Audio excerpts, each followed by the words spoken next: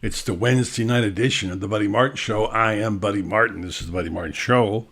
We're here with you 4 nights a week and on weekends. And tonight, I have an exceptional show for you. You want to tell your friends and neighbors who are here. The Buddy Martin Show is on the air. Come join. You'll be glad you did.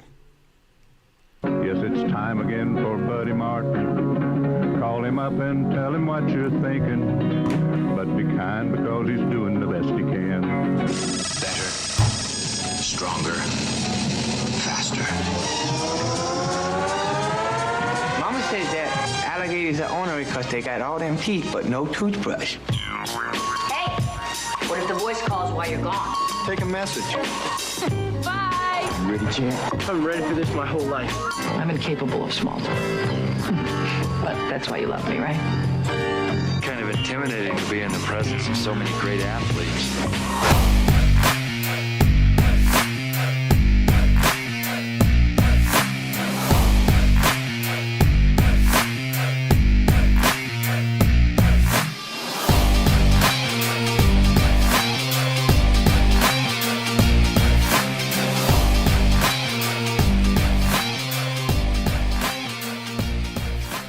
Good evening and welcome to the program. I'm Buddy Martin. We're underway for another night.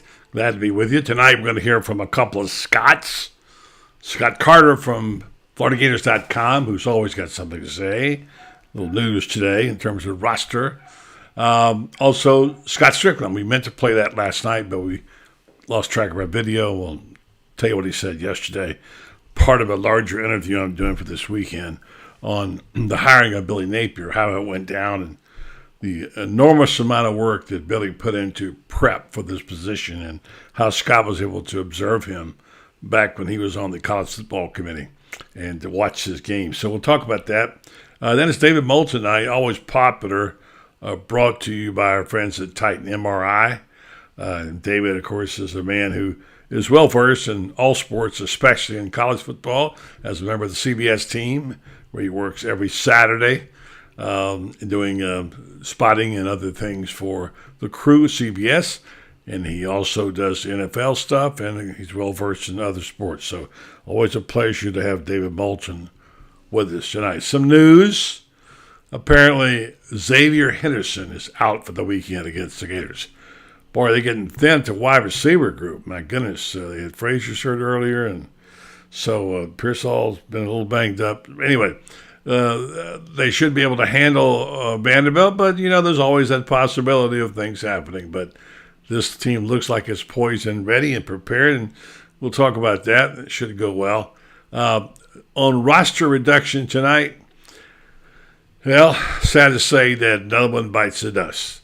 DeJuan Black, who one time was a very popular guy as a junior college transfer here on this show and other places, looked like he was ready. I don't know the full extent of what happened, but they're saying it was academics. So get from that. I don't want to get into that because it's really their personal information. He is no longer with the team. We're doing a nose count, head count on that. This roster's going down. Billy saying in his press conference tonight that, among other things, players on the roster, on the squad, have told him they're not coming back, but they're not leaving the team. Some players have left the team. We talked about Trent Whittemore last night. We talked about 6 or 7 that left the team. This is part of the transition, sometimes painful, but it's part of the game. And it's like Billy said, it's the rules that they've been dealt, and it's what the players are allowed to do. And really, the coaches don't have much to say about it. So I'm going to do this. I think it's really important to focus on the positive, among the other things. And we're going to go hear from our sponsor tonight, and we're going to come back, and we're going to play a cut from Billy on the player du jour. Who's the guy that everybody wants to talk about? Who's the guy that we're all enamored with? And we just keep getting more and more and more. And tonight, more on Big Dez from Billy, as we welcome David Baldoff. He is in tonight. David Baldoff in the pole position. Way to go, David. Dilly dilly. Terry Johnson, Gene McLean, Queenie Quanda. Good to see you again, Queen. And Jennifer Lay, our old friend from down Orlando way. So let's do this. Let's go hear from our friends at Titan. We're back. We'll hear from Billy about Big Dez. More good news. Things have certainly got a little out of hand lately when it comes to just buying our everyday necessities. Just look at gas, streaming services, and heck, even chicken wings. Well, there is one necessity that shouldn't cost a ton: taking care of yourself and helping fix all the aches and pains in life, and the fine folks at Titan MRI agree. With costs a fraction of what you'd pay at a hospital, you'll not only save money, you'll be taken care of by staff with over 20 years experience. So when you need an MRI, call Titan first, and you can go where your doctors send their families. Now offering CAT scans. Yeah, no, I think just really proud of Dez. You know, I mean, I think he probably changed gears during training camp, I would say. You know, probably wasn't the best off season in the world, you know, truth be known. But during training camp, he changed gears, right? And I think he has worked hard to earn the spot that he has. And I think he's really garnered some respect from a lot of people just because he developed some habits that have led to improvement, right? And he has more discipline in his life than he's probably ever had, you know, and he's experienced some success, right?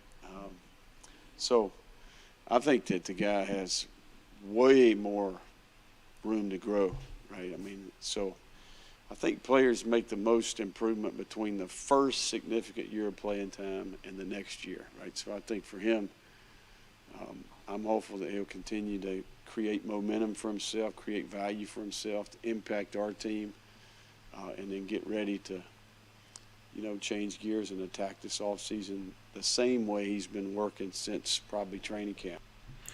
All right, Billy, earlier tonight, about 6:50 or so, Billy talking about his players. And the odd thing is he's talked more about Big Des this week than he is Anthony Richardson, which I think is great. And there's another bite I'll play in a minute after Scott gets on, talking about how his improvement, how much he's improved as a player, how he's light on his feet, and how he has an enormous upside.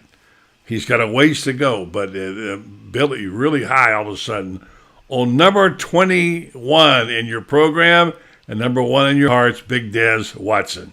And I know this guy likes him, Scott Carter. Evening to you, Scott. Hey, buddy, how you doing tonight? Good, doing well, my friend. How about you? Yeah, doing well. Just finishing up some stuff here. I was over there when Billy was talking about Desmond, and yeah, you're right. He's getting a lot of pub this week. It was cool to get him tonight.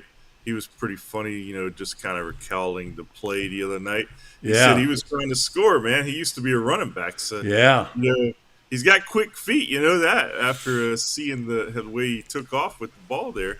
So, you know, it was fun to see. I can only imagine what that place would have been like if he had actually scored. Yeah, we might have a chance to play that tonight if we get an opportunity, but limited time tonight. And now Gervon Dexter was on earlier. He was very good earlier in the week, too. So this whole roster reduction thing is sort of mysterious to us because it's something new.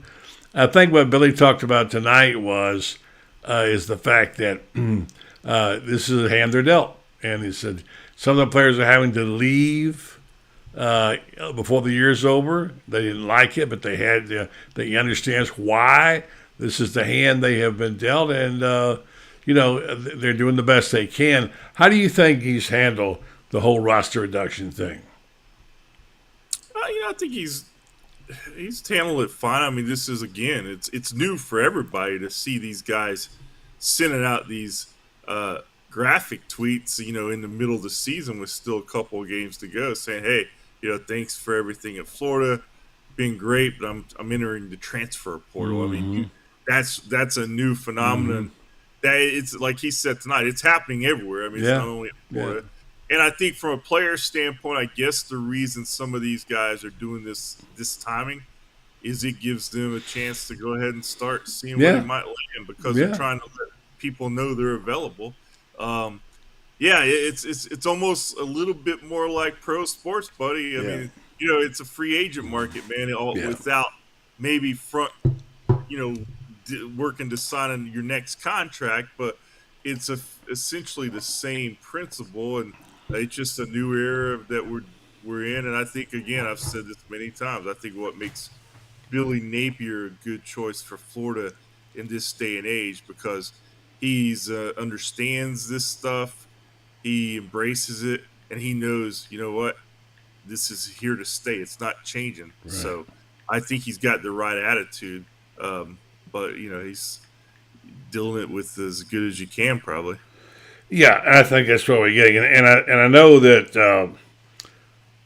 there have been some unfortunate ones that, and I talked about this a lot this week. I'm not going to keep talking about it.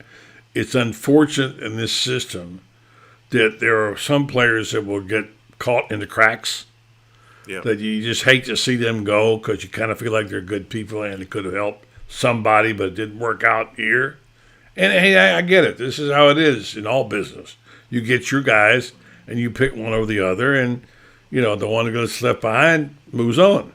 And that certainly was Trent Wedmore. I'm not going to talk about him anymore. I've talked about it all night, all week.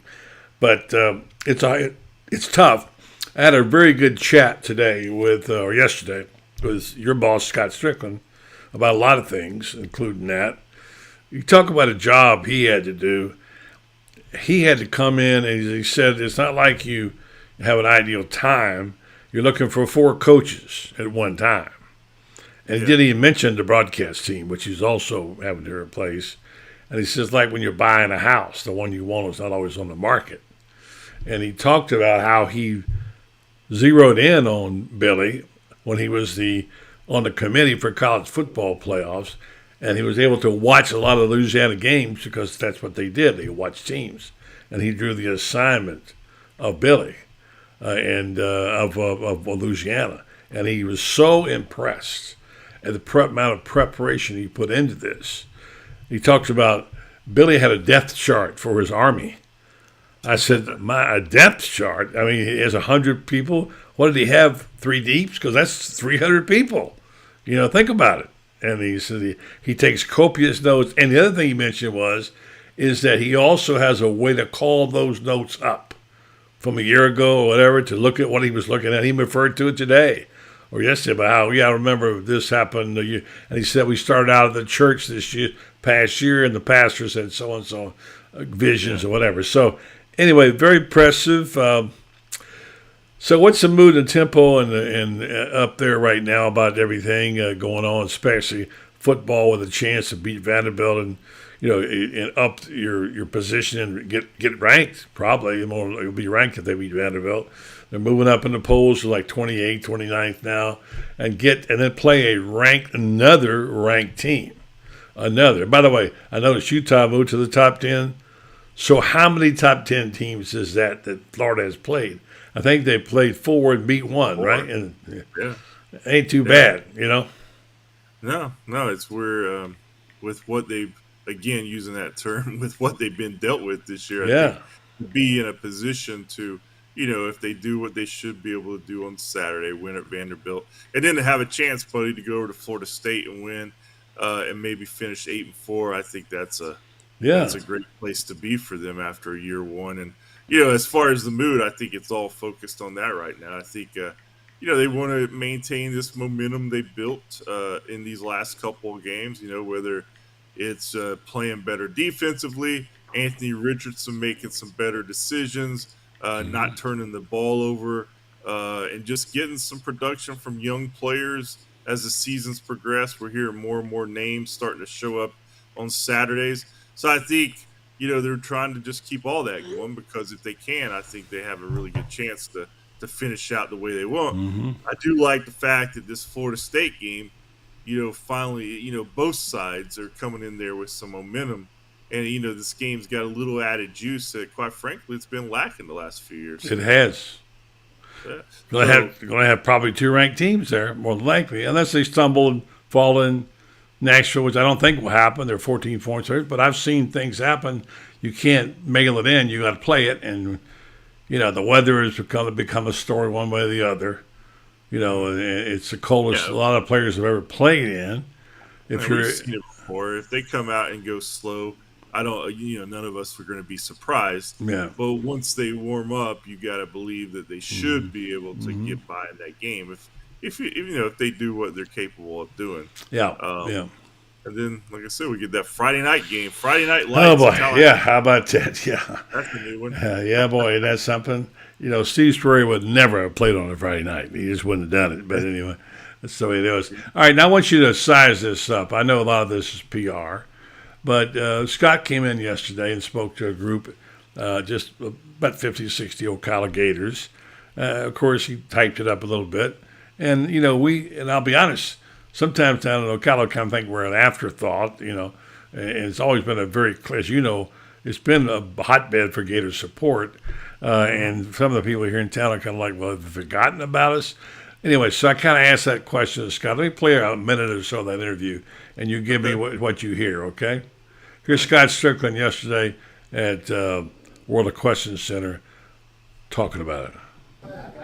Okay, it's good to welcome Scott back to Ocala. Thank you for coming to this event here at WEC. You just regaled us with information, a nice lunch. Good to see you here in Marion County, and I hope that represents something going to happen in the future. Well, I mentioned this to our group here that, Ocala's, we consider it part of our backyard for UF, right? We have so many people from Ocala who come up and support the Gators regularly, and not just football, but across all of our sports. This place certainly feels like home for Gators. Well, thanks for coming. I wanted to say, you brought up some interesting things today, which we won't have a chance to pursue here. Maybe we can do it again. I was fascinated by your depth chart that Gator has kept in the hiring process that took place with the Army. Right. You talk about a depth chart. I mean, you got 100 people. What was the depth chart? 500. I mean, really. Talk about what he did and was so prepared for this moment. Yeah. Well, obviously, spent 4 years as head coach of Louisiana. Had a lot of success. Didn't necessarily have the resources you would have in a place like the University of Florida, but he didn't, he knew that one day he might have an opportunity like this. And during that time, he kind of started envisioning what a staff should look like, what an organization should look like fully staffed, and then took the time to kind of identify people in each of those positions, whether it's the recruiting coordinator, the assistant dietitian, the strength coach in charge of speed, or whatever it is, and he built a list of possible candidates for each of those positions and was ready to go, right? Wasn't starting from scratch when he agreed to join the Gators last November. So I think we're seeing the fruits of that now, and it just speaks to his preparedness in all areas of what he does. And we see it on the team, the way the team comes out, they look prepared. The buy-in he's gotten from his players and his staff, he's a unique individual. Well, you can tell he likes his coach. Sure, and he went on to talk about how tough it was to hire 4 coaches, and when you're buying a house, the one you want's not always on the market, and so on and so forth. So, but I didn't ever think about that. He got a chance to study his number one prospects coaching for quite some time. It's been like Billy's second year at Louisiana, so he had his eye on him. And then he told me, he said, I looked at him and thought, I wish we could have a program like that with a guy like that, because he represented the right things. Now, you know him pretty well, both people. Speak to that issue and the camaraderie and how things are going and the teamwork. And you have to be lined up, as you know, Coach AD, whatever. What's your thoughts about those comments? Yeah, I think, I'm sure Scott, he's talked about it too. I mean, he sensed that this all was getting ready to change too. So, in terms of just the landscape of college football with the transfer portal and with NIL. And I mean, you just had to move forward with someone who had at least some kind of plan for all that stuff.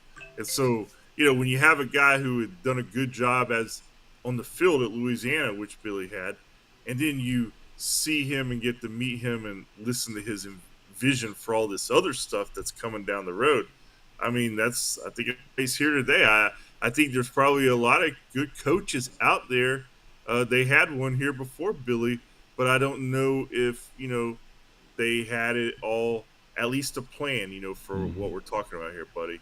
And I think that was a huge selling point, obviously, for Scott with Napier. And again, I mean, it's so far year one. I think it's going about as well as it can be expected with where the program was, and it's still a transition phase. There's still going to be a lot of change in the off season in terms of their roster, and they're still going to have to do well in recruiting and all that stuff. But I do feel like it's almost like Florida has kind of caught up to where it needs to be in the times we are in. And I think that's what he had to have in that hire. And might I say just in the nick of the time, because another 1 or 2 years of the current situation in facilities, Florida would have been so far behind they'd have never caught up. And just in the nick of the time, they got the facility down, the recruiting's picking up, and boy, it's beginning to build. But boy, they were about to get left in the dust there. Well, I think whatever if Scott stays here for the rest of his career, if he's going next week, I think if you want to write a book about his time at Florida, I think his biggest impact has been facilities, fundraising, and getting those places up to speed where they had to be for this new era that we're in. And it all goes back, as we all know, buddy, to eventually wins and losses, right? But in today's world, you have to have that other stuff to make it possible. I mean, the schools that are winning big in the last decade, well, guess what? They have that stuff, and you've got to have it too to get on that level. For sure. Looking around the league, they're trying to make up their mind about a coach at Auburn. There's a lot of talk about, you've heard it, we've all heard it, Kiffin, obviously being one. They've got their eyes on a couple other candidates. And I think maybe, Ole Miss could be the loser, depending. Although there's also both two guys sitting there in a waiting room that Ole Miss could seize if they wanted to, including Dion, if they decided to go that route. Anyway, Auburn people have to understand, Auburn is a pretty rich school. And they have a long history of, spending a lot of money. And it's a good university, and they have a great program and great facilities. I mean, it's hard not to like the Lovey's Village on the Plains. That's a hard place to play there. I don't think Auburn's going to let it hang out too long. I think they'll get there, whether it's Hugh Freeze, whoever, they'll get it fixed pretty quick, don't you?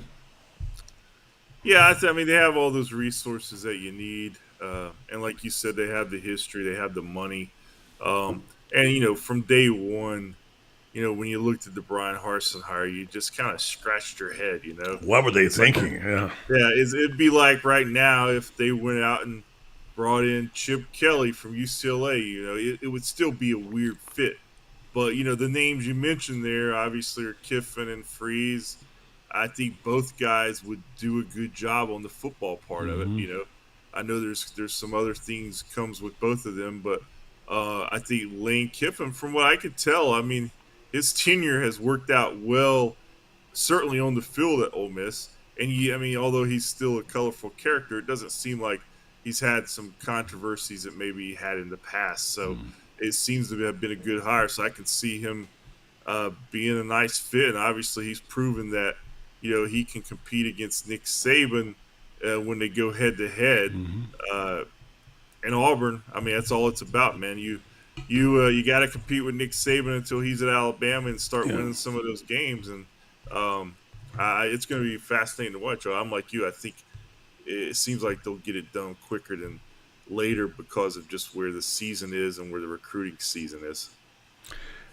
Do you hear some of these people criticizing Nick Saban? And I get it. When you slip a little bit, they love to jump pile on, and I have to sometimes, like you're doing, laugh at it. And other time I get purely disgusted about it. Some of the comments that this guy's lost 2 games and barely, and now he's done. His ways are wrong. I mean, it's just, you're talking about the greatest coach of all time in college football. He's lost his fastball. He might have lost a couple of miles an hour on it, but he's still Nick Saban. And I get why people want to bury him because they want to get him out of here. But but ignorance just sort of upsets me sometimes, Scott. I know it does you too. So yeah, the guy. I mean, I respect what he's done. You have to. I mean, it's amazing. I didn't know that you could dominate the game in the 21st century like this, like Alabama has, and especially in the SEC, where about every school has huge resources and always is looking for the best talent, recruiting the same areas. And he tapped into something there that he was ahead of his time in this last 15 years. And I think, they always catch up, buddy. You know that. I mean, no Yeah. matter what you do, they always catch up. But yeah, I don't think. I mean, if maybe they lose 3 games this year, I don't know. But is that the end of his time there? Is he suddenly forgot how to coach? I'm not going down that road. Yeah, for sure. A little bit of news tonight in the new XFL. I can't keep up with this thing, who all's in it, but apparently there have been some former Gators who have been picked. Matt Jones, the running back, remember, he went to the Vegas Vipers. Yep. Josh Hammond, there's a guy who played well for Florida. He went 65th in the draft for the XFL. The DC Defenders, and number 83 was DeAndre Goolsby with the San Antonio Brahmas. You know all these names, you know these nicknames. I'm sure you have memorized, don't you?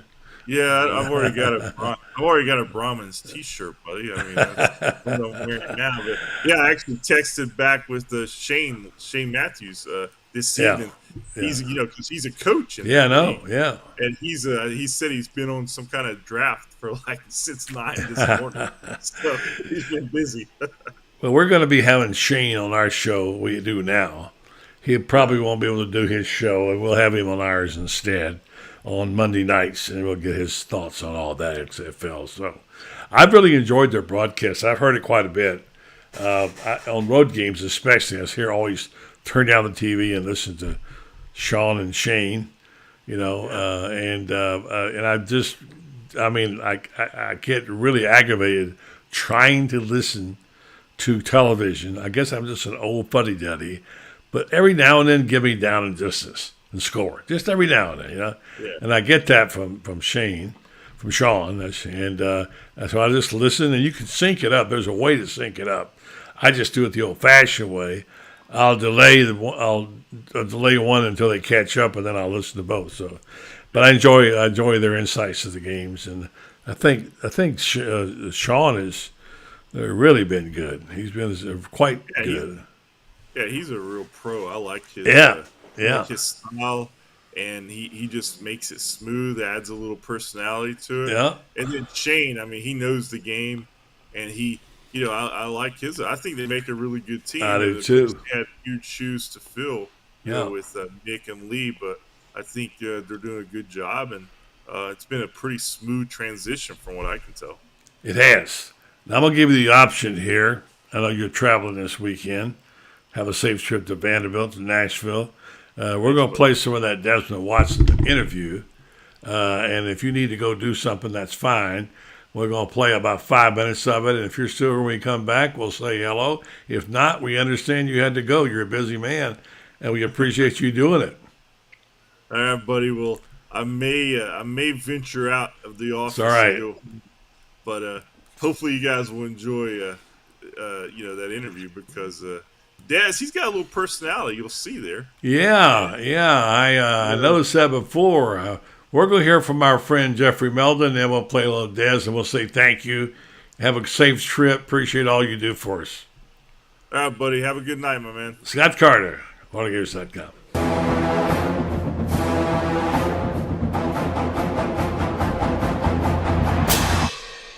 Jeffrey, what are you doing?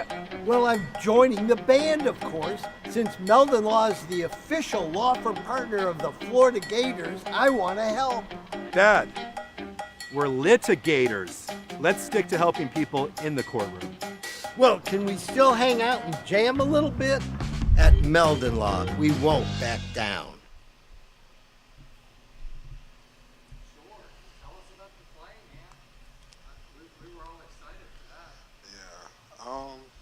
I guess start off as normal play, and I feel like watching film, we knew what play was coming, and I knew I was gonna get a double.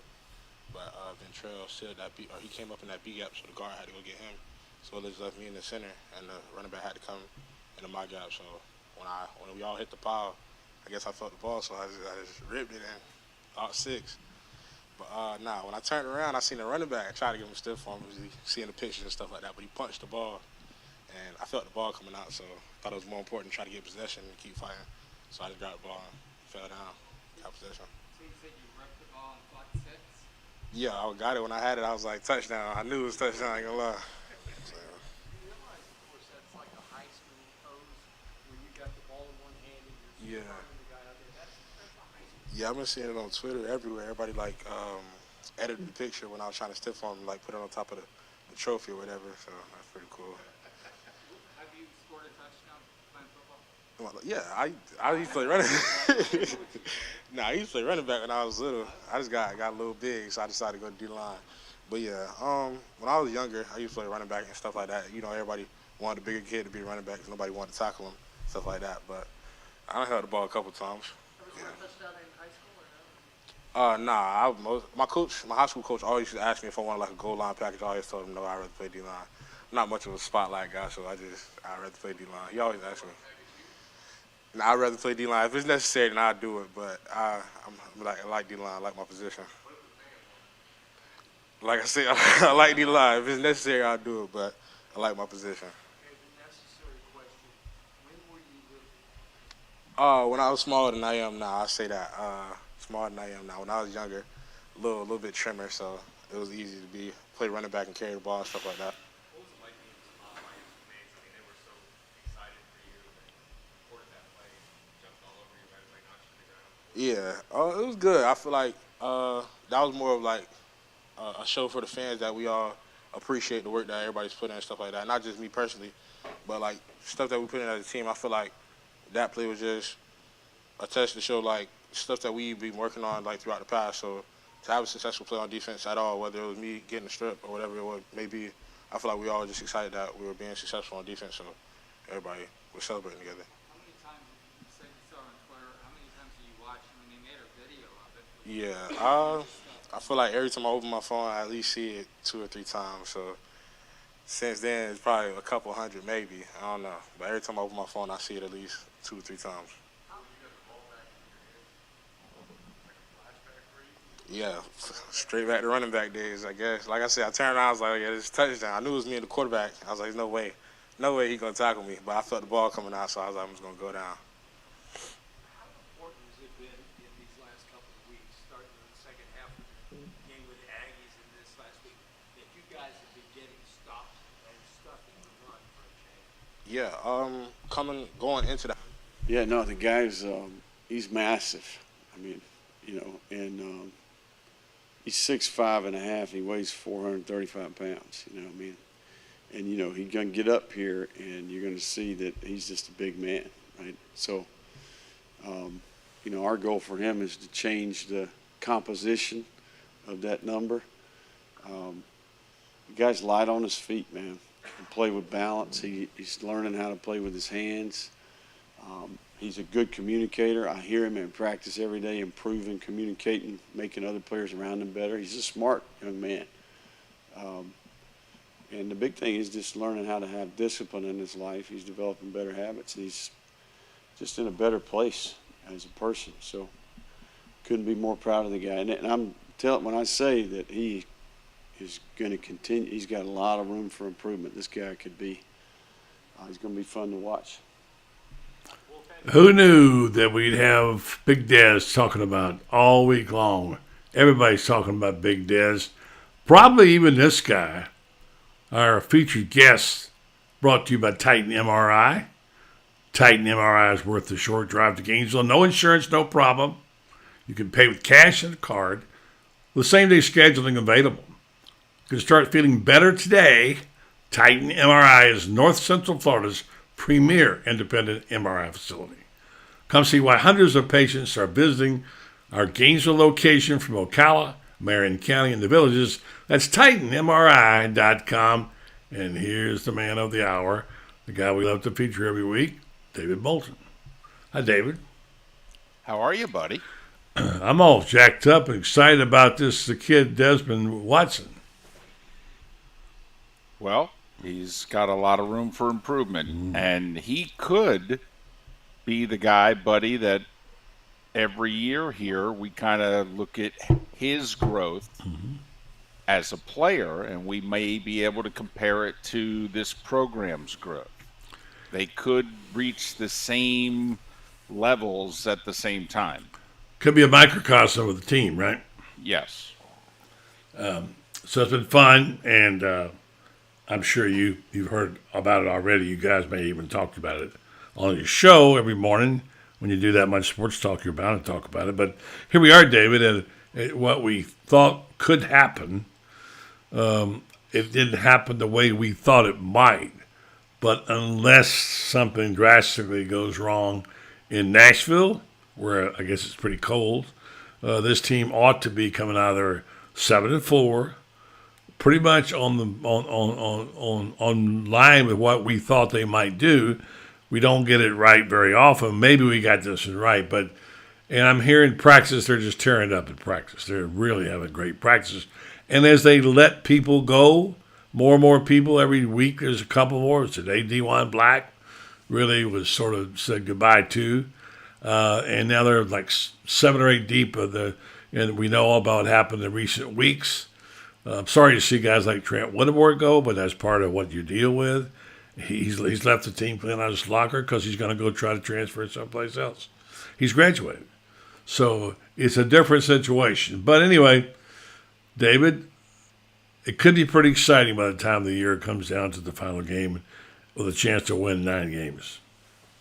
When you keep judging a program week to week, it's really not the right way to do it.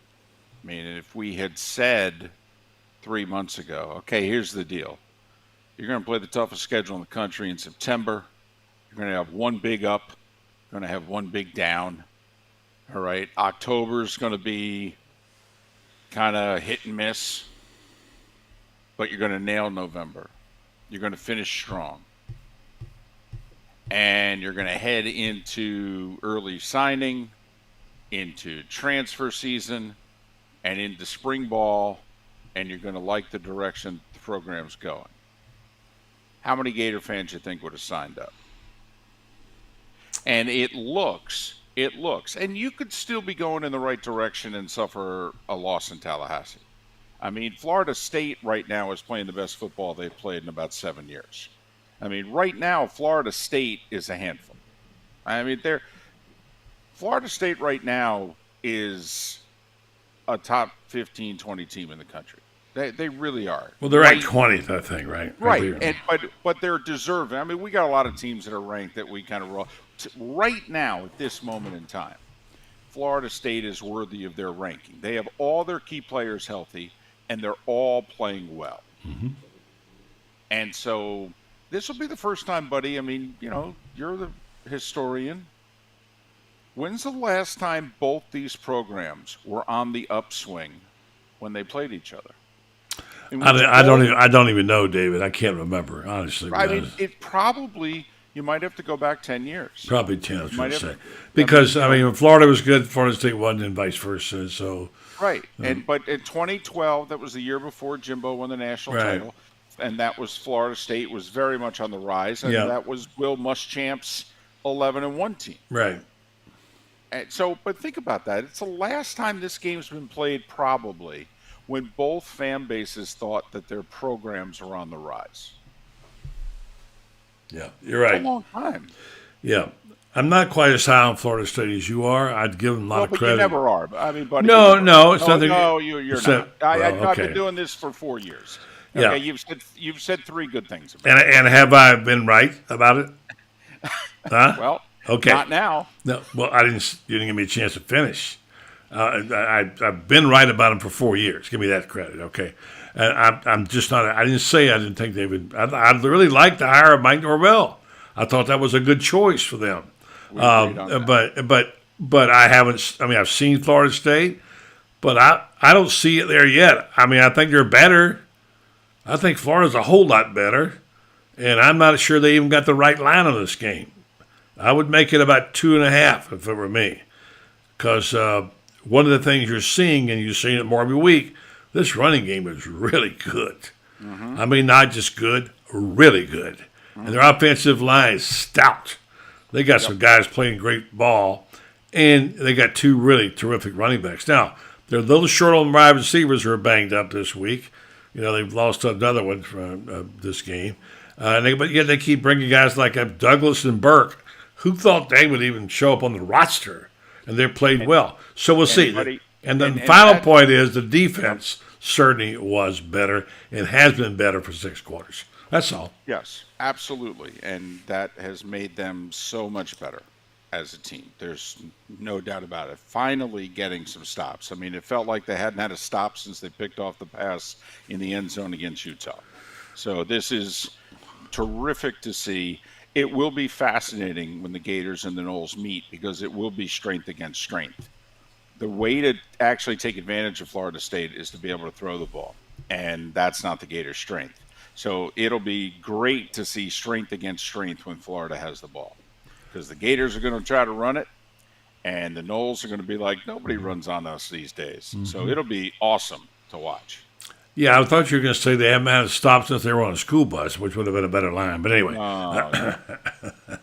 So all right. So, all right, we scramble around. We're looking at it. We kind of know the Michigan-Ohio State game is the key. Looks like Tennessee could get in maybe still. Not sure what to expect. LSU is playing great football, although they stumbled a little bit. On the other side of the coin, don't come in here, David, next year telling me how good Kentucky and South Carolina are, okay? I don't want to hear from you guys anymore. Every year, well, yeah, boy, they're really going to be better this year. Yeah, yes, Carolina boy can he coach? Yes, sir. Come on, man. Kentucky is not any good, and neither is South Carolina. Well, you must have me mistaken for somebody else. Last year was the year I was all on Kentucky. All right, I didn't think they'd be as good this year. Stoops even admitted this week. He said, we kind of got away from, whatever style of ball that we had started to play here, I kind of got away from it this year. That to me signals there's going to be a new offensive coordinator at Kentucky. That's how I read between the lines there, and that's certainly a game looking back now where you see where the two teams are, than which the Gators go, man, I would have liked to have finished off that one. That one got away from us, but buddy. Can I play the interviewer and you just go gut feeling right now? Absolutely. Change in 2 to 3 weeks. David, I'm not fussy at you. I love you. You know that. Where we like to debate. And buddy, I wouldn't come back every week if I wasn't fond of you. Yeah, you would, because I pay you so much money, you'd have to. Well, boy, you are so right on that regard. So, if LSU wins out, do you think LSU gets in over Tennessee? Yes.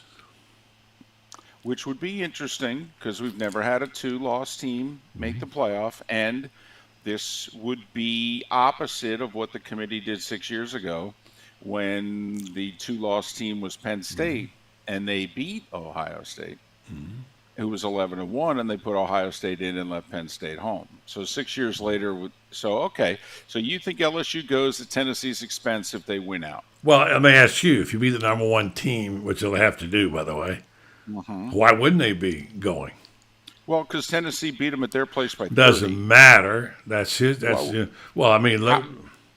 How do the games not matter? Well, because if Oregon hadn't lost, a bunch of people would be wanting to put them in the playoffs, which they kept talking about. But they lost, and we said, well, don't you think about the Georgia loss? Now they got hammered. Yeah, but people tend to forget when it's early in the year.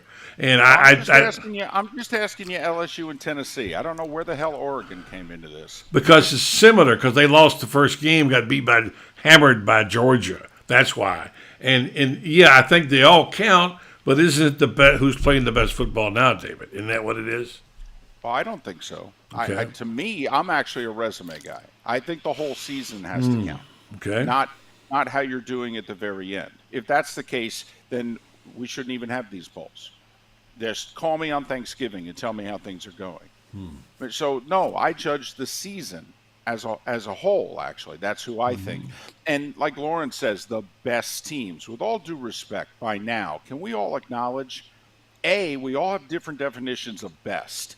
You may think I believe Ohio State's best game is better than anybody else. Therefore, I think they're the best team in the country. And I may go, can we just do a resume test here? Whoever has the best resume is the best team. So first off, we can't even agree on what best is. And secondly, none of us know crap. And that includes the committee. They don't know who the best teams are. They don't. They get it wrong a lot. Week to week, they're wrong. So the whole 4 best teams, to me, it should be the 4 most deserving. And then, well, that means then who won the conference championships? And just give it to them. Which I'm fine with, by the way. I'm fine with if we just go conference champions while we're down to 4. Well, then that would put LSU in if they beat Georgia. Okay. If USC wins out, are you inclined to put them in? No. Okay. Depending on what happens, so obviously the Ohio State, Michigan winner in. Although Michigan might be a little less, Georgia's got to be in. I think if Georgia loses, they're going to be in probably. So you think if Georgia gets to Atlanta 12-0, they're in the SEC I think championship so. Yeah. game? Yeah, I think okay, and I don't disagree. I think they'll be in also if they get there 12-0. I will say this: USC will be a 12-1 Pac-12 champion, having finished the season beating, in all likelihood, 3 teams in the top 15. If they beat UCLA, which they might not, by the way. Well, I just said if they finish it out, it would be UCLA, Notre Dame. By the way, fascinating the role Notre Dame is playing in all this. Yeah, it is. That if Ohio State were to lose to Michigan, they still get to claim, hey, we beat Notre Dame. Right. That's a top 20 win, blah, blah, blah. Also, Notre Dame's the only team to beat Clemson and North Carolina. Otherwise, those 2 teams would be undefeated. Yeah. And what do you do with Clemson if they win? Well, I made the case last week on your show. I think Clemson is still very much in play. I know the committee still has them behind Alabama, and, that's not good. If you're Clemson, you want to get ahead of Alabama, by next week at the latest. But, to me, at the end of the day, a 12-1 conference champion is going to get a lot more weight in that room than maybe it is on sports talk shows. And if the one 12-1 conference champion is named USC and the other one is named Clemson, I'm not sure if the 11-1 non-conference champions get in. I know everybody says, Tennessee, if they win out, they're going to be in because they're 5. No, I don't agree. Yeah. I don't agree with that. No, yeah, I don't either. I think USC, I think LSU if they win out, I think USC if they win out, I think Clemson if they win out, quite frankly, would all jump ahead of Tennessee. A lot depends, David, on how USC plays against UCLA and how Michigan plays against Ohio State. Because if it's a 1-point win, what are you going to do? I mean, a lot that will influence now. If I said you use this adjective, who are at this point in time, based on what you think is going to happen, and we don't do that when we pick polls, who are the 4 most impressive teams right now to you? Oh, boy, impressive. Football. You followed it a long time. You're a football scholar. Come on, man. The most impressive teams. This is David Moulton's championship 4. Who are they? The 4 teams, if they played their A games. No, that's not the question. Right now, well, to me, that's impressive. No, that you've seen so far, based on what you've seen, the most impressive teams. Not if they play the regular. We don't know what they're going to play. But I'm just saying to you, right now, you're buying stock, David. You're at the counter. Okay, you got to put your money out on 4 teams. Who do you buy the stock in?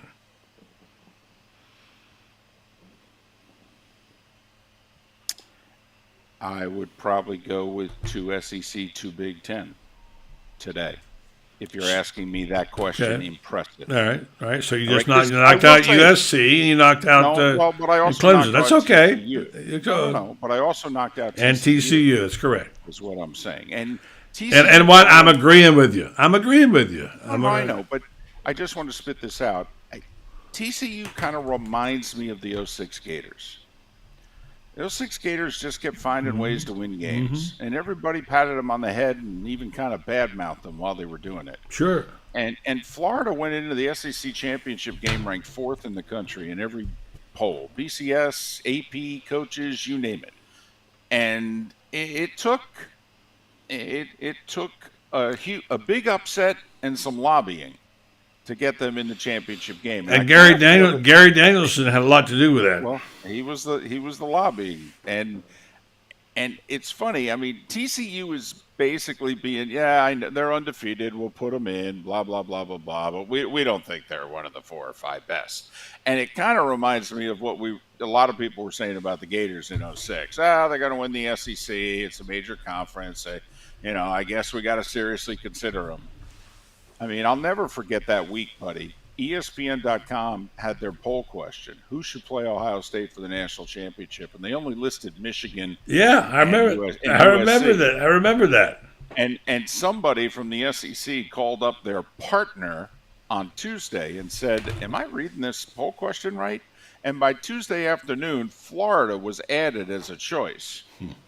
Well, Herb Street kept calling for a rematch. Oh, totally. Herb Street was totally in the tank for Michigan. Right. It is ironic that Chris and Kirk are now going, in a couple of years, are going to be the voice of the SEC when they were maybe the last 2 people on the bandwagon. That's true. Good point. Yeah. Yeah. Yeah, that's very true. Lauren points out that you mean Gary Danielson, that people hate? Yes. From Florida, lobbies for Florida. What? Sarcasm. Yeah. Yep. We talked about that last week. Yeah. You know Gary pretty well. Tell us about Gary. What kind of guy is he? You're a friend of his. You know him well. Yeah. He's one of my 3 best friends in the world. Yeah. I'd take a bullet for Gary. Well, then defend him. Take one and tell people. Well, with all due respect to your audience, I don't have to defend Gary. I mean, if you watching have a problem with Gary, as far as I'm concerned, that's your problem. That's your bias, because Gary doesn't have a bias for or against any of the teams. He grew up in Michigan and he went to Purdue. Mm-hmm. Okay, do you really think he cares? He's got 5 kids and 14 grandkids. You really think he cares about the results of these games? No. He prepares the same way when we did San Diego State and Arizona week 1 this year as he does for the SEC championship. And Army-Navy. He works hard, yeah. He's just trying to do a game. And so if you don't like him because you think he's biased, you're wrong. That I can assure you. If you don't like him because you don't like his style or whatever, okay. But for all the people who don't like him because they are convinced he is biased for or against teams, I can 100% assure you he doesn't care at all who wins or loses. And I mean at all. So that is the one thing I would like to get straight. It's kind of like, listen, you don't like me? That's fine. I've probably earned it. But there may be 1 or 2 reasons why you don't like me in which I go, I got to tell you on that, trust me, on that case, you're wrong. On these other 3, you might be right. But on that one, you're wrong. He's one of the least biased guys I know. Yeah. I mean, I cannot emphasize enough how much he doesn't care who wins or loses. He only cares about the quality of the broadcast and actually, he bends over backwards to try to be as pro both sides as he can. He's rooting for both sides to do well on every play.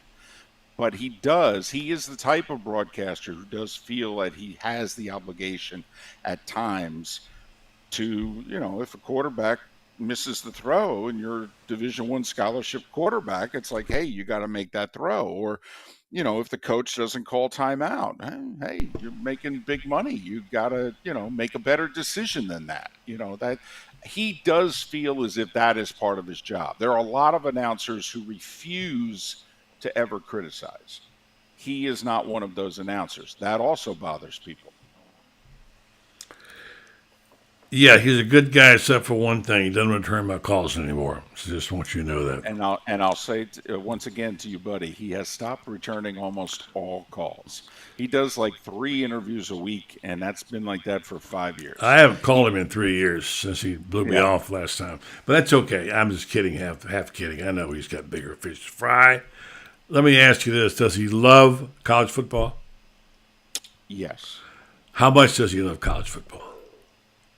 Well, does he love college football more than Vern Lundquist loves hot dogs? Boy, buddy, that's a tough one. That is a tough one. I don't know if there are 5, maybe, the late, Mr. Two Bits there might be the only person who loved college football more than Vern loved his hot dogs there. Yeah, I've told the story 1,000 times, and I love Vern, by the way. I think he's great. I've known him a long time. Back to the days he was doing TV with Terry Bradshaw, who, by the way, he inducted Bradshaw into the Hall of Fame. Although they're not necessarily friends anymore. But anyway, the bottom line is I'll never forget going to Tennessee, Florida, Tennessee again. I told you the story. You know how the Tennessee people take you out to dinner. Yeah. I mean, this is when the SIDs did things like this. The visiting press, not the local press, invited them and the TV crew out to, what's the name of that steakhouse in Knoxville? Oh, I forget the name. I went there about 5 times. Yeah, it's well known. And they got fabulous steaks. And Vern Lundquist had the biggest steak I have ever seen in my life on his plate. And I actually took a picture of it. I wish I still had it. And he was chowing down that baby. So if he likes hot dogs, he likes steak better. It was my first ever game on the SEC on CBS. We did 2006, Florida. Yeah. Florida, Tennessee in prime time, and the night before the game, I'm at this famous steakhouse, and there were a couple of famous actors who were Tennessee fans who were in the restaurant as well, and I'm looking around going, what in the world am I doing here? I don't belong here at all. I'm not worthy, right? Are you good at trivia? I'm decent at it. Lauren's on here. He does every Tuesday night. He asks a question. They're not that difficult. He might ask them from the Spurs Gridiron Grill, and they're mostly related, like things like what quarterback has the all-time best record at home at Florida Field? Would you know that answer to that? It's a simple one. Werfel? No, that's what most people guess. This guy's 16-0 at Florida Field. Mm-hmm. That's interesting. Want the answer? Hold on a second. 16-0. Wow, 16-0. So it's 2 years undefeated at home. All right, Doug Johnson, lay it on me. Nope. This guy right here. Shane Matthews? Mm-hmm. Hot damn. Yeah. And that was one of Rob's questions. And the reason I brought it up was this guy won the contest the other night for the month, Rob Sniffen. And so congratulations to Rob. And Lauren does a great job on that. All right, David, tell me your thoughts as you go out. What do you see this weekend? What games? Obviously, we know you'll be watching the big SEC game. We won't get into coaches tonight because there's so much we don't know. I don't know about Kiffin, whatever. Tell me what interests you the most this weekend and where are you going? Well, we've got Georgia, Kentucky, because this is usually a historically bad weekend. A lot of SEC teams don't even have an SEC game this week. They've got, a layup before their big rivalry game. Mm-hmm. So, we're doing the number one team in the country. And there's only 2 games this week, buddy, that involve ranked teams playing one another, and they're both Pac-12 games. So is USC UCLA the biggest game of the week? Probably is. Don't know how many people it interests. I'll be curious if either Ohio State or Michigan suffers a letdown looking ahead. And if so, which one gets challenged this week? Ohio State 3+ touchdown favorite against Maryland. Michigan almost a 3 touchdown favorite against Illinois. Come on, one of them has to be caught looking ahead to playing each other, right? I mean, don't you think a little bit? I think so, but I don't know anymore about those games. I don't believe in traps necessarily. I don't know. And you'd think so, but I don't know. And I know nobody listening probably cares or is paying attention, but the Iowa-Minnesota game is big because it will probably determine who wins the Big Ten West. Because if Iowa wins, they've got the head-to-head against Purdue, and then all they have to do is beat Nebraska, and they'll play in the Big Ten title game. And if Minnesota wins, Purdue has the tiebreaker, and all they have to do is beat the two last-place teams, and they'll go to the Big Ten title game. But excuse me, David, I'm taking a nap. I agree. I hear you. Unfortunately, and this is where I think conference commissioners need to step in. Greg Sankey does almost everything right, except that now he wants to expand the NCAA tournament, which is awful. But I do wish when Oklahoma and Texas join the conference that Mr. Sankey puts his hands on the scheduling and says to certain schools, yeah, I know how you've done it, but we have TV partners and we need good games every weekend. Got to have them. And you guys have about 3 weekends a year in which there are just not really marquee matchups. And quite frankly, when you only have about 12, 13 weekends to schedule, how can you have 1 out of every 4 be a dud? And you're paying a lot of money for these games. You got to get it right. You can't get no more cupcakes. Yeah, and to have a cupcake, third weekend in November. I mean, I'm sorry. Yeah, November. It's not fair to the fans either. That's the point right there. Thank you. Oh, the fans. There's a novel idea. Somebody brought up the fans. There you go. Now we're talking. They get to say so here. Well, David, tell folks so they can hear your show. And going into this 88th year, how many years have you been doing this show? 25? 16 years, Miller and Moulton. Well, you were on the radio. You were on the radio before that, though. Oh, I've been doing radio for 30, but Miller and Moulton have been around in Florida for 16 years. How did you guys meet up, by the way? We're both working in the same market, and Buddy, much like you and I spar when we get together, but in a good way. We like each other. We can have a pop. Right. But we spar. Yeah. That's how Mark Miller and I were. I know that. I've heard your show a lot, and you guys are good together, really good together. We just thought, it's probably, don't know if this is going to be a decent show, but you probably need to disagree at least half the time.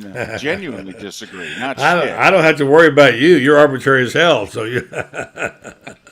So I love it. There you have it. Miller and Moulton's the name of the show. It's on the Florida Sports Network. You can go to floridasportsnetwork.com. It also, for those in the northern part of your listening audience, we're on in Lake City, and we're on FM with a pretty good signal. I think it's 106.1 FM. So 6 to 10 a.m., give us a listen. And you're living in Jacksonville.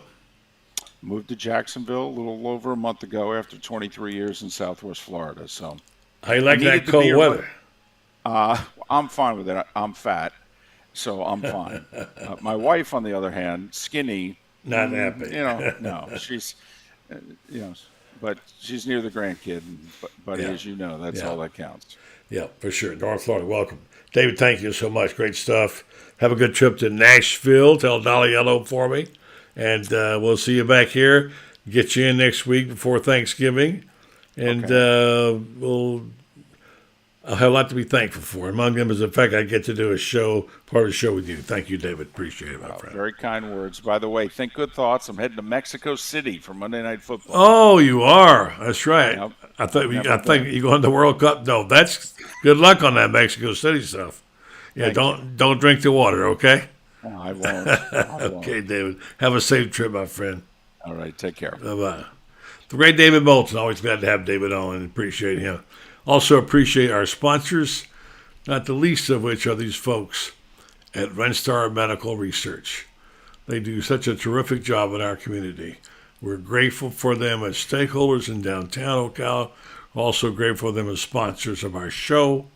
We're grateful for what they do with their clinical trials, always looking for ways to find a better health solution for us here. And they're having clinical trials with local people. You can be part of them if you think you'd like to be a part of some study. And they have all kinds of clinical trials. And you can go to Renstar.net and find out what they are and contact them and say, I want to be a part of this clinical trial. They'll compensate you for time and travel. You got to be, I think, between 18 and 75. And then you'll be a part of this study. By the way, no insurance required. This is a place that has a high-quality, patient-centered clinical research facility, and they do cutting edge work and research, and they study things that we care about, like Alzheimer's and psoriasis, osteoarthritis, migraines, etc.